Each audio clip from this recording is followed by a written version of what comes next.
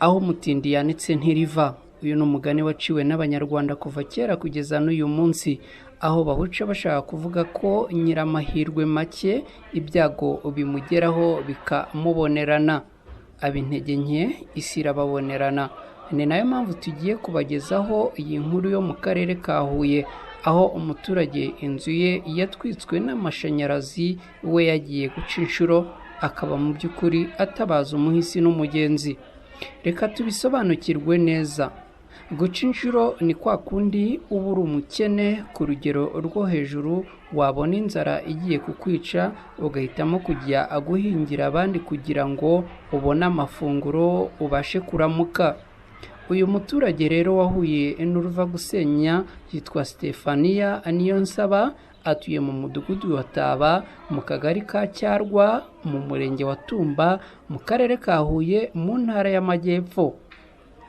Uyu Stéphanie akaba asaba abagira umutima utabara kumufasha nyuma y'uko inzu ye ihiye agasigara iheruheru.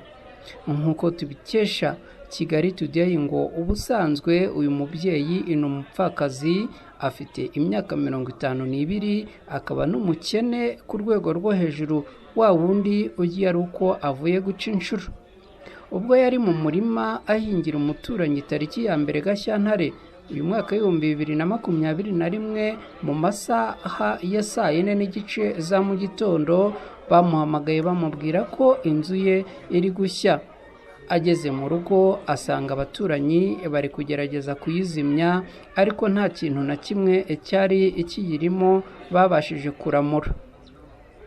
Inzu ye ikimara gushya yagize icyo atangaza, maze abivuga muri aya magambo: yahiye, nta n'akantu na kamwe nakuyemo, nsigaye nambaye ubusa, abana nta kuzasubira ku ishuri kuko imyenda y'ishuri yabo yahiriyemo, nta safuriya, nta sahane, nta gikombe.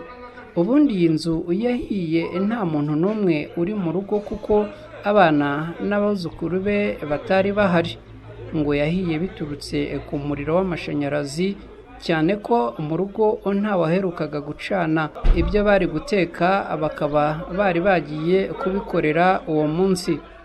Yahiriyemo imyenda ye ku buryo umwambaro yasigaranye gusa ari uwo yari yajyanye mu guca inshuro.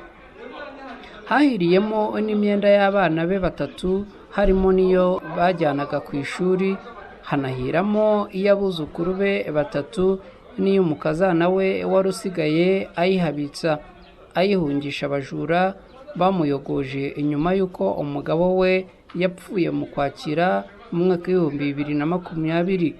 Uretse kuba inzu nta gikoresho na kimwe cyasigayemo, ubu ni nk'ikirangarizwa kuko bagerageza kuyizimya bakuyemo inzugi n'amadirishya, bakanayitobora bashakisha aho banyuze ibitaka byo kuyizimya.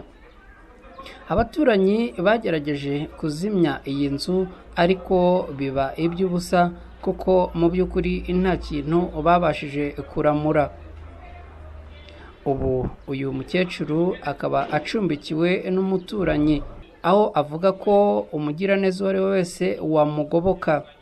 Uyu muturanyi akaba avuga yuko iyi nzu bayimusanira, ariko agasaba n'abaturanyi kureba uburyo baterateranya bakamufasha kugira ngo abone nibura utwenda two kwambara n'ibyo kurya.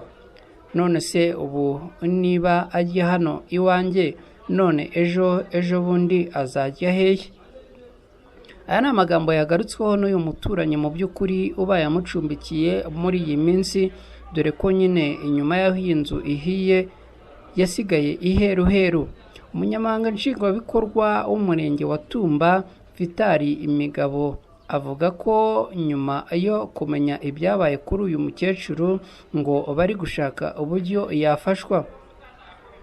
Mu kumenya niba umuntu uhuye n'isanganya nk'iyo hari icyo ubuyobozi bw'akarere bwamumarira, ushinzwe ibiza mu karere ka Huye yavuze ko uwo mubyeyi akwiye kujya mu murenge akagaragaza ikibazo afite kugira ngo kimenyekane, bityo hanarebwe uko yafashwa.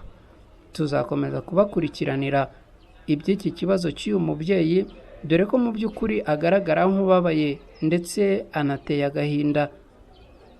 Ni Jambo TV, ukomeze kugira amahoro y'Imana.